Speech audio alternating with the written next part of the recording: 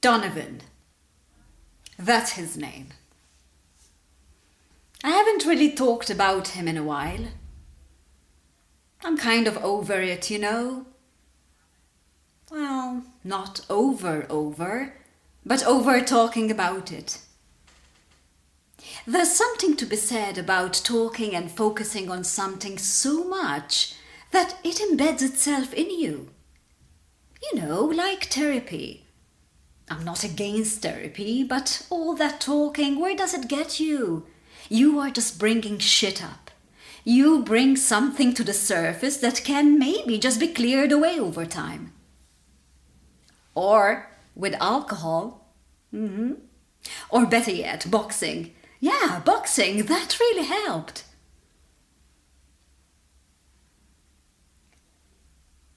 Donovan. Do-na-van. Weird name when you think of it.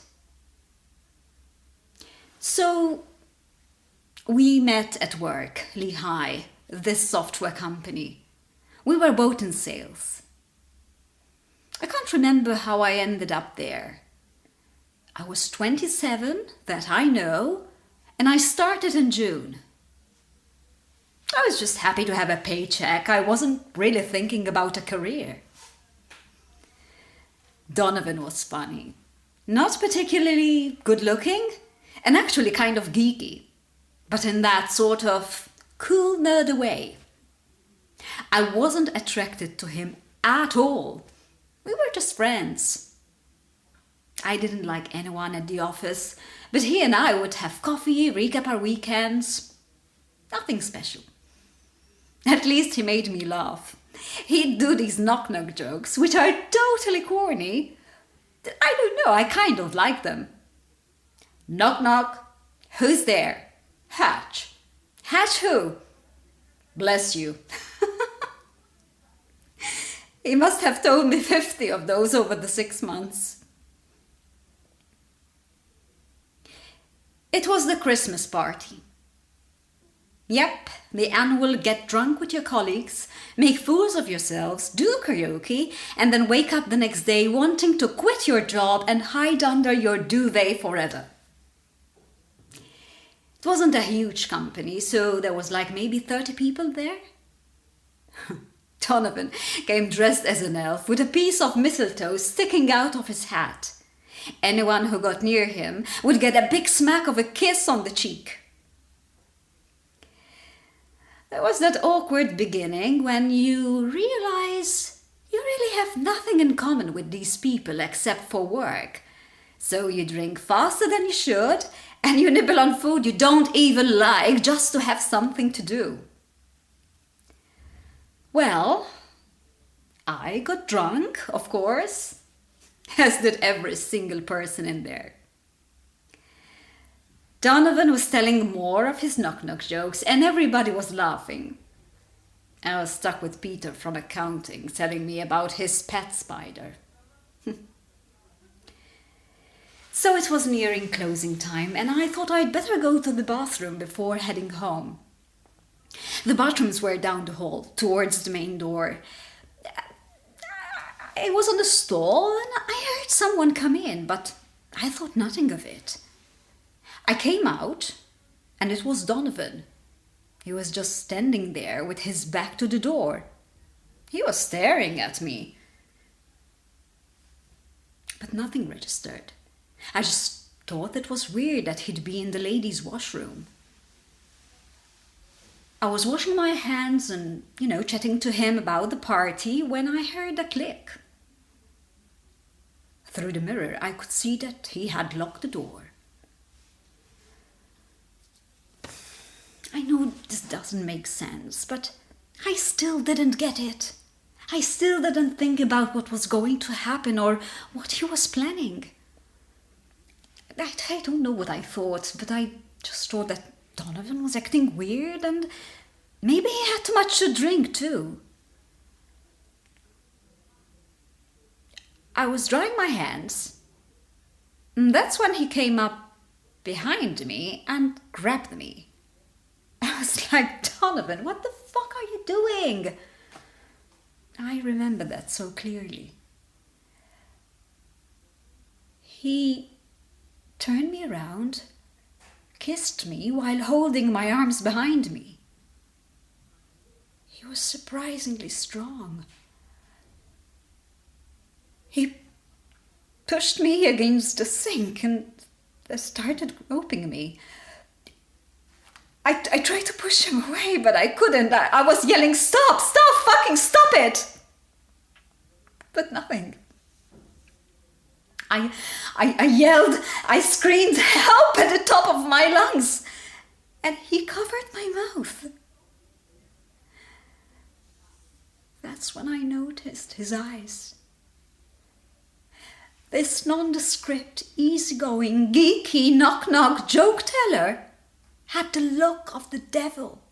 He was possessed, demonic. That's when my fear turned to terror. I had to get out. I had to stop this. I had to. It's amazing how sober you become when you have to be. I don't know where the strength came from or the exact timing of it, but I swung my leg back and kneed him so hard in the balls, and I was yelling, "Get off! Get off!" And I pushed him off me. He keeled over, and I knew this was my only chance. I ran to the door, unlocked it, and ran out just as he was lunging towards me. I ran back to the party where I knew I would be safe and I would call the police and get the bastard arrested.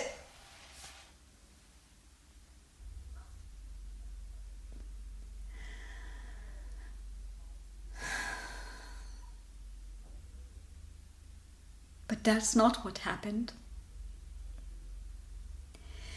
You see, this is what I tell myself about the event. This is the story that has kept me going. I fought. I won. He went to jail. He got arrested. I stopped the violence. I stopped my rape. I stopped the fucker from touching me. But I didn't. I can't explain it. I guess no one ever can.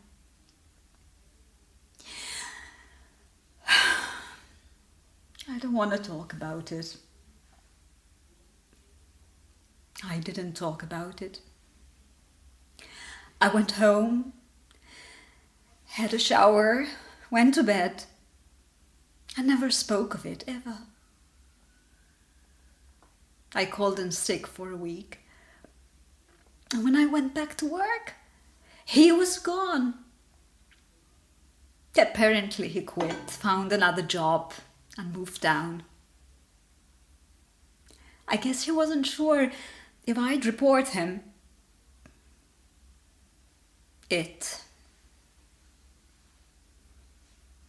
I didn't.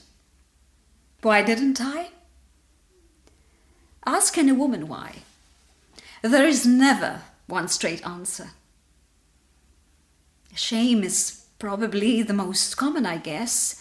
Fear, embarrassment, not wanting to go there. Why bring it up again? Will people believe me? Will I be passed off as a liar, get fired, not work again? Would men not want to be with me anymore? Would I never be able to be intimate again? So many questions. I'm okay, though. I don't hate men. I just hate Donovan. Just the idea of seeing his face terrifies me. It makes me sick to my stomach. I'm okay, though.